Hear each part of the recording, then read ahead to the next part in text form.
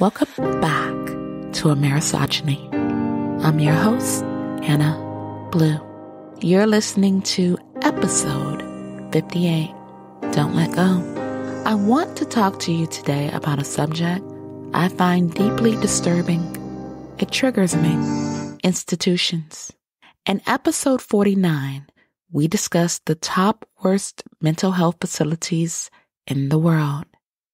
And it's downright embarrassing that most of them were in my country, the United States.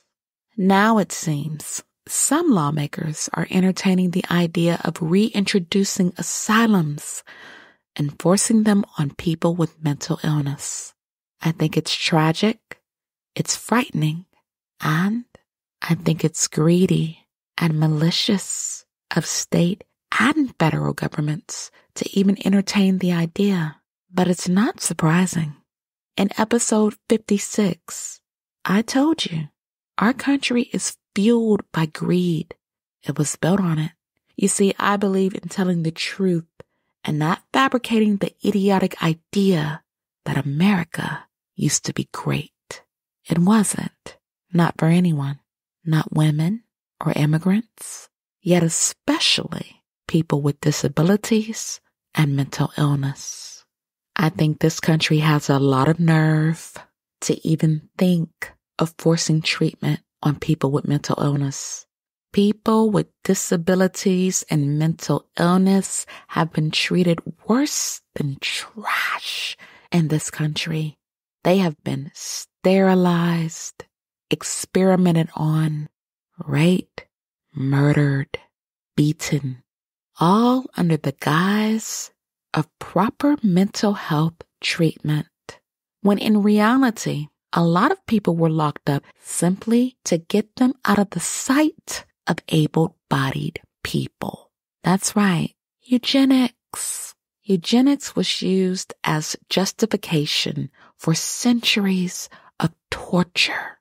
Mental health care in this country is a joke. When it comes to budget cuts, funding for mental health treatment is usually the first to go.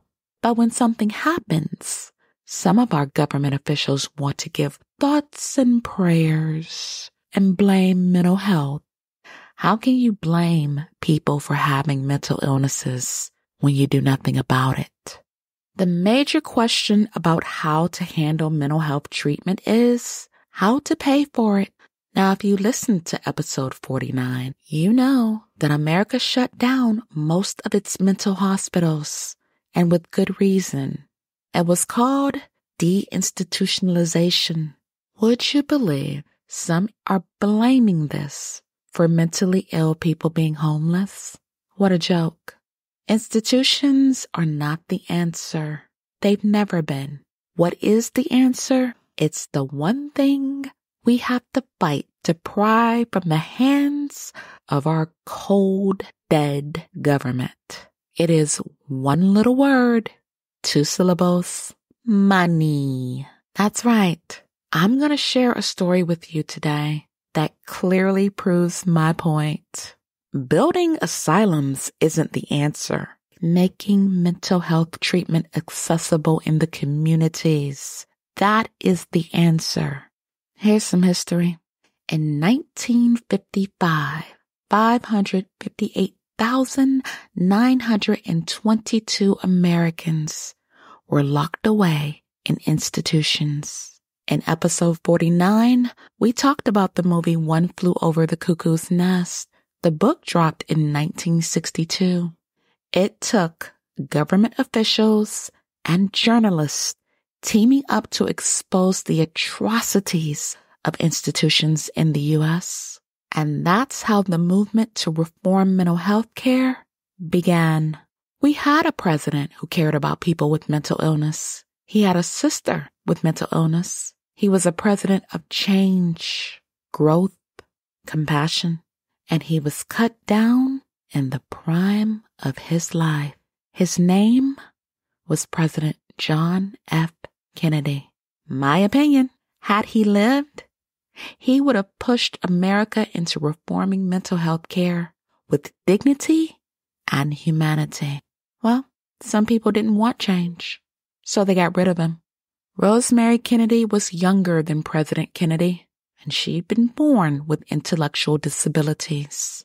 For years, her own parents allowed her to be experimented on, and in 1941, at the suggestion of surgeons, her father, Joseph Kennedy, agreed to let her have a lobotomy. And if you don't know what a lobotomy is, it involves removing a section of your brain. Well, it was absolutely horrific for Rosemary. The doctors removed too much of her frontal lobe, and in a flash, Rosemary lost the ability to talk, walk, or control her bodily functions. Did Joe Kennedy have compassion on his daughter? No. He was embarrassed the secret might come out and had her institutionalized. And what did dear old daddy do? He lied to his family and the public about what really happened to her. In 1958, John Kennedy was a senator. He found his sister and went to see her in secret. And he was absolutely heartbroken by the treatment Rosemary had been subjected to. His sister's plight made President Kennedy a champion in fighting for people with mental disabilities. In 1963, he signed the Community Mental Health Act into law. The bill gave funding for research into mental health disabilities, and what's most imperative, it canceled the asylum system. Tragically, this would be the last bill President Kennedy signed into law. When he made the bill law, he said, under this legislation, custodial mental institutions will be replaced by therapeutic centers. It should be possible, within a decade or two, to reduce the number of patients in mental institutions by 50% or more. Because of this law and other changes to policies, by the 2000s, over 90% of people were no longer in institutions. And more than a few advocates for people with mental illness took their causes to court and won. And that made it even harder to lock away people with mental illness against their will. Kennedy and other advocates agreed that people with mental illnesses should have the freedom to live in their own communities and receive outpatient mental health treatment. So where did it go wrong? The Community Mental Health Act didn't give enough funding for outpatient treatment to replace institutions. When Congress gave control of the funding to states, only half of the health centers were built, and those that were built were very underfunded. And I can't leave out that President Kennedy was assassinated. I believe had he lived, he would have turned it around for people with mental illness, but he wasn't given the chance. I support Kennedy's vision. One person I've never supported, President Ronald Reagan. For over 20 years, as governor and president, he made it a single-minded mission to cut funding to community health centers. And as a result, far too many people with mental illnesses are now in prisons or swinging through the revolving door of ERs, or they ended up homeless. In episode 35, I told you California was the #1 state for forced sterilizations, and as a result, they had to pay the victims and their families. Well, it seems California hasn't learned from its past dirty deeds. They passed Proposition 1, and its strongest supporter was their governor, Gavin Newsom. Now, the ACLU opposed this measure, and rightfully so, because it would remove funding from community health organizations and provide funding for forced treatment and institutionalization of people with mental illness. California. Police in California didn't have common sense enough to take a 15-year-old child with autism in safely. They shot him down like a dog. People love to cluck their tongues and talk about the horrors of Adolf Hitler in Germany. But let's talk about the American eugenics movement, shall we? Let's dig up some dirt in our own backyard. People with disabilities were described as bacteria, mongrels, subhuman. Oh yeah, look it up. They were sterilized and locked away in institutions all over the country, especially in California. And Gavin Newsom has the nerve to support a bill that would forcibly institutionalize people with mental illness instead of putting funding back into his communities. Shame on you for Proposition 1. Shame on you, Newsom, for taking away much needed funding for public mental health. The audacity of you to force people with mental illness into institutions against their will.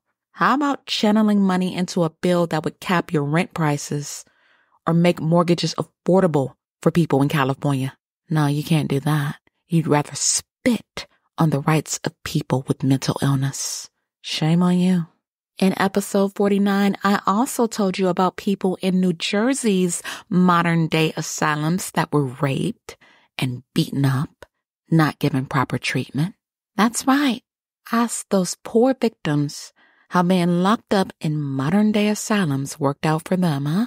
Some government officials in this country are trying to take us back to the dark ages. But to you, especially parents of people with mental disorders and disabilities, I say, don't let go of your loved ones. Do not give your governments the power to decide where they live and where they receive treatment. The atrocious way people with disabilities and mental disorders have been treated in this country makes my skin crawl. Reinstitutionalization shouldn't even be an idea. Locking up people in chains, forcing lobotomies and sterilizations on them. That all happened right here in this country in asylums. And now we have a few idiotic Democrats and Republicans trying to use mentally ill people being homeless as an excuse for bringing back institutions. Here's what Congress can do. Why don't you stop giving yourselves raises? Let's start there. But you see, I already told you in episode 56, this country is so greedy. It puts money first. Money is far more important than the needs of the people. Congress doesn't need raises, and they don't need to be trading stocks. Here's a bit of research. A study was done in Santa Clara, California. Here's the findings. If homeless people were given permanent housing and community-based services, there was an 86% success rate in battling homelessness. How about that? We don't need to look to institutions. Would there be a small population of people still living on the streets? Yes, but they would be living in their communities, not institutions. There is no such thing as a modern, more humane version of a mental asylum. Remember all of those people locked away in New Jersey's psychiatric hospitals? I think that proves it. Torturing Americans isn't going to solve a damn thing, but spending money will. Putting services back into the communities, well. Let me prove my point even further. Let's take a detour from California to my state, North Carolina. When it comes to parenting, there is no group that I respect more than parents of children with higher specialized needs. They know how to get the job done. Here's the story of Samantha Roney. At 27 years old, Samantha was admitted to the J. Iverson Riddle Development Center. It's an institution in North Carolina that has 285 beds. Tim and Dana Roney were forced to admit their daughter because their MCO, Partners Health Management, started cutting her services and denying higher rates of pay for the workers who provided her specialized care. They also refused to allow Samantha's parents to supplement her care when workers couldn't be found. The MCO called this process fading, an effort to save money. They had the idea that someone could get rehabilitation services, and once stabilized, the services could be faded But for people with permanent developmental disabilities like Samantha, reducing services is unrealistic and also dangerous. The Ronies wanted to keep their daughter at home. Samantha was happy at home, playing the keyboard and enjoying her music, dancing to her favorite songs and music videos. Her parents took her to restaurants, water parks, and concerts, and made sure she had her favorite foods and drinks: cheese, pizza, sweet tea, and bologna. Samantha's grandparents are heroes too. Her mother's brother was born with disabilities, and the doctors told her parents they should put him in an institution at birth. They said no way. He is now 63 and is still living with his family. Well, the Ronies began to fight for their daughter's right to stay at home. They appealed the cuts and denials. They even took the MCO to court, and they lost. Tim said, "It still bothers me today. I kept telling them she's gonna have to go to an institution, and they just didn't care. The whole system is just messed up." And he noted keeping Samantha at home would have been so much less expensive than in an institution. These parents never gave up on their daughter. It took 7 years, a lot of tears, and a lot of prayer, and finally suing the state of North Carolina to get their daughter out of the Riddle Center. Samantha was excited to move into a home where she has the support she needs and lives in the community. They even decorated her new room with her favorite Cabbage Patch dolls. She's so cute. She deserved to be fought for, and her parents did just that. In 2017, they hired Disability Rights North Carolina and sued the state of North Carolina. And guess what? They won. As a result of their victory, thousands of people who are institutionalized or at risk of being institutionalized will now have better and brighter futures. The judge presiding over the case ordered North Carolina to follow the law and provide alternatives to institutions. Dana says, "I just want people to know you can fight. You can, you can, you can." I want to make it clear. It took these parents taking the state of North Carolina to court. According to Samantha's parents, partners, their MCO, didn't give a damn about people with special needs. Here's some facts in the case. The state of North Carolina was advised and even warned it needed to comply with the law and give disabled people services if they risked institutionalization and wanted to remain in their homes and communities. And according to the Ronies, nothing was done to help Samantha. By January 2015, they were forced to admit their daughter to the Riddle Center. Here's what broke my heart. When her mother signed and dated the admission papers, she wrote, "We have no choice but to sign." And her father is equally as intelligent. He wrote an addendum to the admission paperwork and required that it be included so the record would reflect that it was not their choice to admit their daughter. He wrote, "Samantha's behaviors have not gotten worse. The reason the guardians are requesting this placement is partners, that's the MCO, refusal to approve the proper level of service in her natural home. Therefore, she must go from the least restrictive setting to the most restrictive setting in order to assure her health and safety. Even though the guardians believe that Samantha can still benefit from the correct level of services provided in her natural home, there is no choice but to place her at JIRDC due to the continued denials of requested services by partners." The Ronies never chose for Samantha to be admitted into an institution. They said Samantha needed the resources channeled into the facility. And what this means is the resources that facilities have, they felt they needed to have access to the same services in the communities, and I agree. They said the state should make those resources available to people in the communities to help them stay in their homes, day programs, caregiver training, and respite care. And they're absolutely right. The Ronies are praying, people.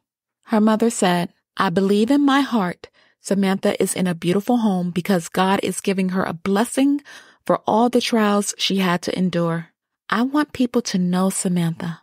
I want people to see the beautiful side of her. And I want the state of North Carolina to wake up and offer support to others. The state would actually save money if they would offer the support." Dana said, "I don't want anyone to think we're done. This is just the beginning." Tim and Dana Roney want people to know about their struggles and their joys, and they want their daughter Samantha to serve as a beacon of hope for other people and families who are struggling. They wish everyone could witness Samantha's infectious smile and laugh and know her as they know her. Look up the story of Samantha R. versus the state of North Carolina. Now let me tell you what they won. This case was filed in May 2017, and it challenged the lack of adequate home and community-based services for people with intellectual and developmental disabilities. On November 2nd, 2022, Superior Court Judge R. Allen Bador entered an injunctive relief order. In February 2020, the court found that the state of North Carolina violated the rights of people with IDD to live in integrated settings if they chose. The judge has given North Carolina time to develop a plan for correcting its violations of the state integration mandate. This is the state law version of the Olmstead case. North Carolina failed to show that it has a plan to address serious and persistent gaps in its IDD system. It also failed to address if it had any specific, measurable goals to fix those gaps. Judge Bador issued an order in 2022 for DHHS to fix these issues, but the state appealed. According to Disability Rights, the state dropped its appeal once a consent order was in place. Tim Roney says he's worried the consent order is watered down from the more aggressive original order, but understands that if Disability Rights went ahead with the appeal process, the result could be no solutions at all. He says his family has dealt with the state for 30 years, and he knows the state will not do anything unless forced. What he and Dana would like to see is for North Carolina to get people off the wait list for services and build the workforce to provide services, as well as support existing community-based service organizations. Here's a couple of benchmarks in the consent order. According to the consent order, North Carolina is to transition 249 people with intellectual and developmental disabilities out of institutions and into community-based services by the end of June 2027. North Carolina is also required to increase access to community-based services and direct support professionals. And the responsibility of this lies with North Carolina's MCOs. Now, Tim Roney says he doesn't have a lot of faith in North Carolina to be able to meet the benchmarks in the consent order. But thanks to the Roneys, people with disabilities in North Carolina now have a fighting chance. I want to reiterate, North Carolina did not do this on its own. It was forced to do this because the Roneys stood up for their daughter, and I thank them. And so should every parent of a child with a higher specialized need, because their win is our win. And Newsom isn't the only politician I want to call out. The mayor of New York City, Eric Adams, he had the nerve to introduce a pilot program that would give police the power to put people with mental illnesses in hospitals against their will. The NYPD, you know what that makes me think of? When a 75-year-old man was pushed to the ground by 2 Buffalo police officers. They split his head open like a walnut and left him lying on the ground to bleed. His name was Martin Gugino. And why was he pushed? He was out past curfew. Let me tell you something. NYPD and LAPD have the worst reputations of excessive use of force in this nation. And this is who Eric Adams believes should have the power to make decisions for people who are mentally ill. Sickening. The racist, rapist, parasite Donald Trump also believes in asylums. In a video posted on his campaign website, he said, "When I am back in the White House, we will use every tool, lever, and authority to get the homeless off our streets. And for those who are severely mentally ill and deeply disturbed, we will bring them back to mental institutions where they belong, with the goal of reintegrating them back into society once they are well enough to manage. Where they belong is in the community with the rest of us. You ignorant maggot."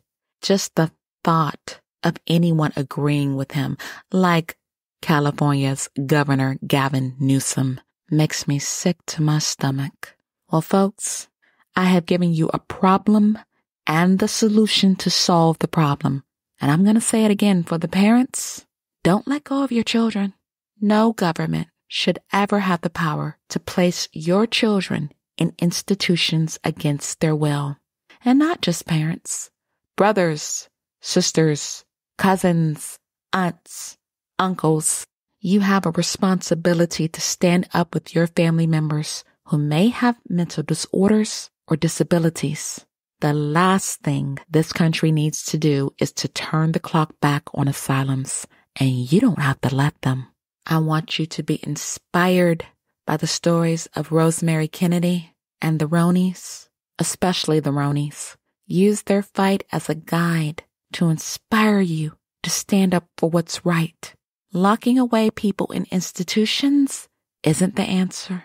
I wanted to bring you stories on people with disabilities in developing countries, but I couldn't even find data.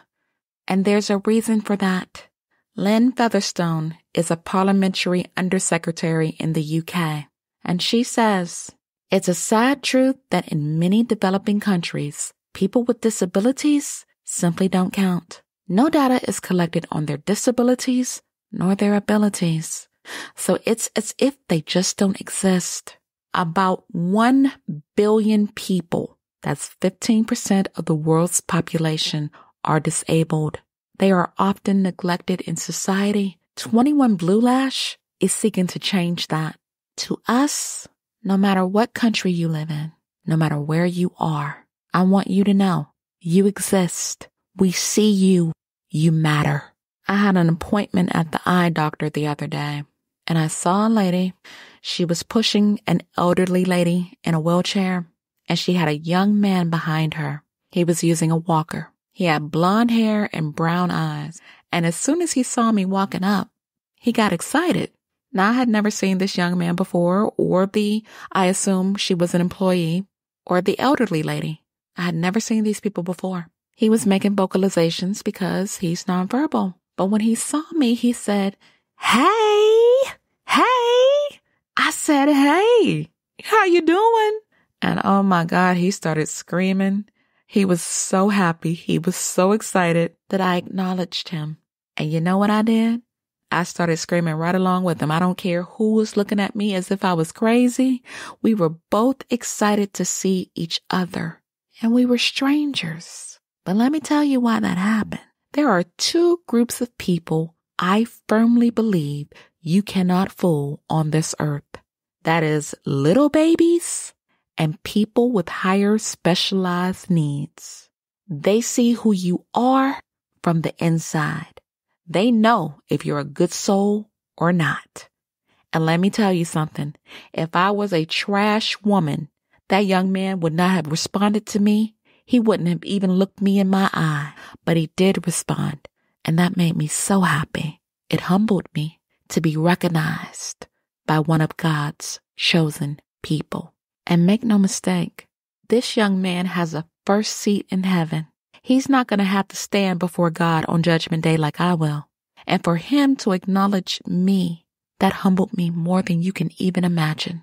Shout out to him and the lady that was taking care of them, I wish him all the best. Thank you for making my day so special. I want to leave you with one final note. This could be for parents or anyone who loves someone with a disability. Advocacy isn't a library book you turn in once your child reaches chapter 18. It's not a badge you turn in after 35 years of decorated service. To be an advocate is a lifelong position. You won't make many friends along the way, and you don't get to retire. You know when you stop advocating for people with disabilities? When you die. And that's just that. I'll leave you with a story. This episode inspired me to tell it, and I think it's time. I used to be a home manager in Youngstown, Ohio, my hometown. I'm not going to say the name of the facility because I don't know if some of my staff still work there. But the experiences I had, I'll never forget the people that I met there. After I graduated from college, I went to work for this organization, and I had 8 ladies that I was responsible for. They ranged in ages. I think 2 were in their 20s and the rest were in their 50s and 60s. I had a demonic program manager. She tried to pit me against one of the staff during orientation. I had never laid eyes on this lady, and I'm telling you this story for many reasons, but one is to caution you. When someone comes and talks to you about a certain person, don't automatically believe them. Get to know them for yourself. Well, they talked of this lady, acted like she was just terrible and awful and disrespectful. Well, they wanted me to write her up for a toilet not being cleaned. She worked midnights. And I said I wasn't going to do that because we had a lady, I refuse to call them clients or residents. We had a lady who was an insomniac. She stayed up all night. And I told this program manager, I said, I'm not going to write the staff up because I don't know if, I'll call her Victoria, I won't use her name. I don't know if Victoria might have came down during the night and used the bathroom.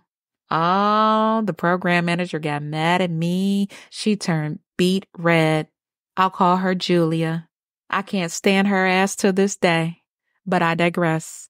My shift was ending and it was early morning, and the staff member she tried to pit me against, I'll call her Betty. She was sitting at one of the tables and her back was turned to me. She always kept her hair so cute. So I said, girl, that's some bad hair. Meaning, your hair looks fabulous. That's slang, you guys. And she turned around and she said, thank you. And from then on, she and I became friends, and she was one of my best employees. I noticed when she came on the clock, the ladies were calmer, and they were calmer when I was there as well. Well, the program manager, Julia, didn't like that at all. She also didn't like me trying to educate the staff during our meetings. And I said to her, you want these women, I had all women, to come in here and take care of these ladies, but you don't want them to know about psychiatric disorders? You don't want them to know the difference between developmental disorder and a psychiatric disorder? That's crazy. So Julia would sit in on my meetings when I tried to educate my staff. Here's where it hit the fan. One of my ladies, I'll call her Lillian. She had a spin down. And if you don't know what a spin down is, it's a requirement by Medicaid. If a person has a certain amount of dollars in their bank account, you have to spend it. And I think that's so unfair because it's saying that because you have a disability, you have to be poor. Well, she had $10,000 to spend down. So I went to Ashley Furniture in Boardman and I saw a bed that cost $3,000. And when I tell you, listeners, that bed was out of this world. It was so beautiful because if there's one thing I have, is taste. Taste in clothes, taste in furniture. Okay? The bed was brass and it was canopied. Oh my God, it was beautiful. So I said, I'm going to get this bed for her. And I had $7,000 left to spend. I bought a fancy coffee maker for her. I bought nice clothing. And I had the bed delivered to the group home. Now, I was already being watched because here's another lesson for you. Corrupt people do not like people who are incorruptible. Why? Because if you have no dirt on you, it's easier for you to uncover dirt on others. And what I mean is it's easier to expose the things that they do. Well, I walked in there clean and I walked out of there clean. I got called into the office and I'm thinking it was because I had wrote somebody up and they were questioning it. They did that a lot because there was just a few bad staff there. They didn't care about the ladies. Some staff cared about the ladies and some didn't. And that's just the truth. And one I could not stand. I think her name was Shanice. I could not stand her. And she told one of my ladies while they were eating, one of my ladies, she didn't want cottage cheese. And she told her, "You're being real difficult today." And I looked at her and I said, "Don't you ever speak to her like that. She has the right not to eat cottage cheese if she doesn't like it." She tried to get smart and get loud. She was one of those people. She had a lot of masculine energy. Let's just put it like that. She thought that if she got loud, others would be intimidated by her because the ladies were intimidated by her, I learned. And so when she got loud, I said, "No, ma'am, you're not going to raise your voice to me either. So I'll tell you what, you meet me down in my office because I'm going to write you up for talking to her in a way that I don't like, a way that's disrespectful. And I'm going to write you up for insubordination." And I did.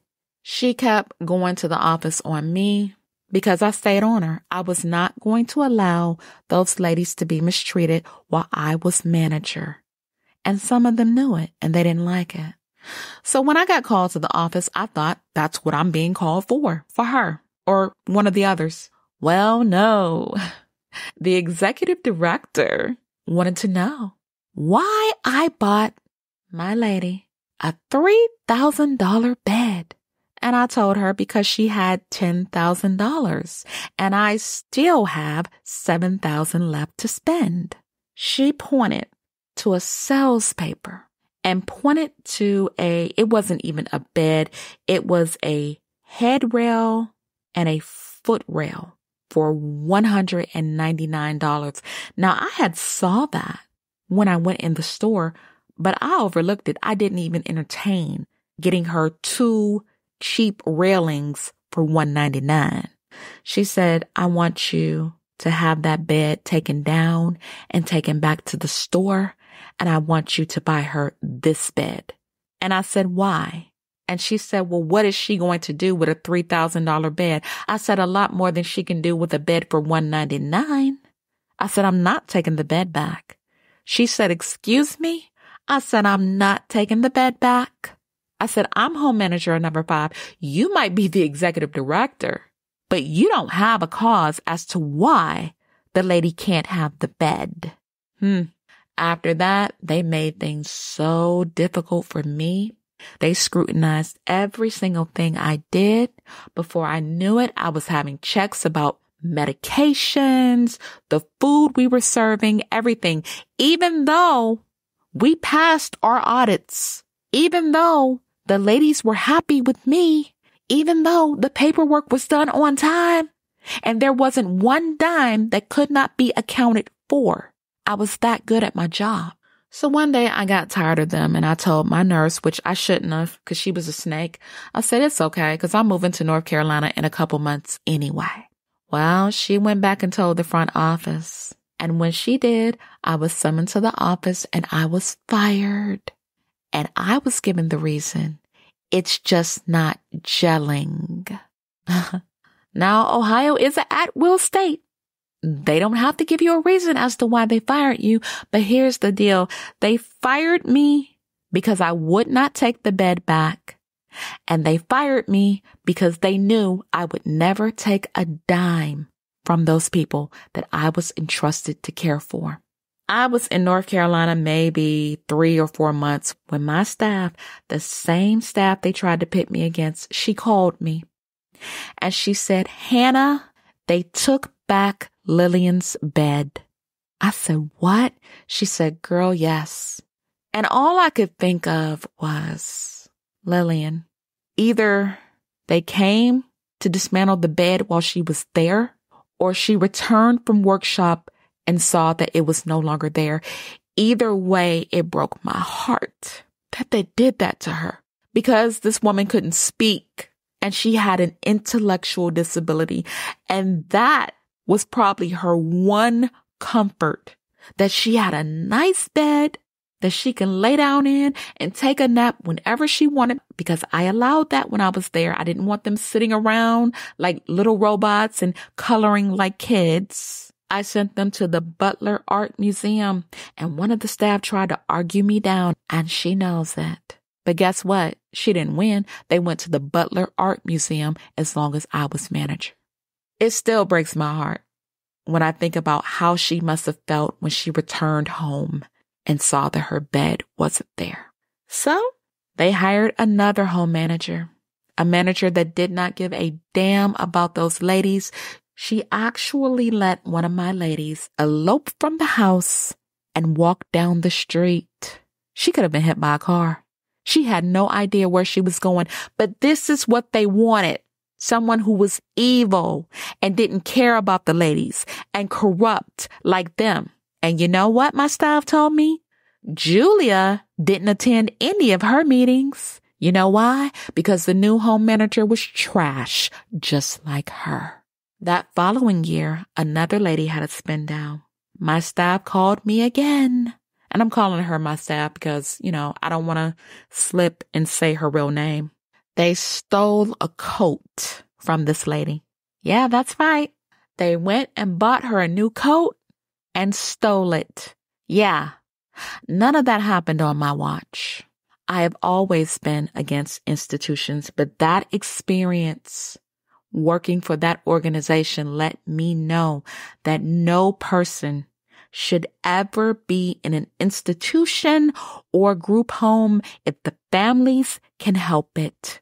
Because we have people who just do not care about people with disabilities. They don't care. That's been over a decade ago, you guys.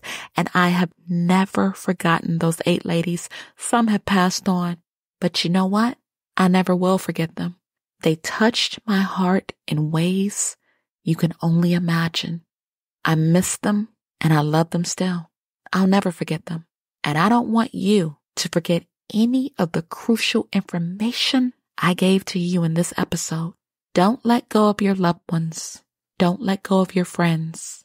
Do not give any federal or state government the power to lock away people in institutions, because they can be cared for right at home, right in their communities. And with that, folks, I'm out of time.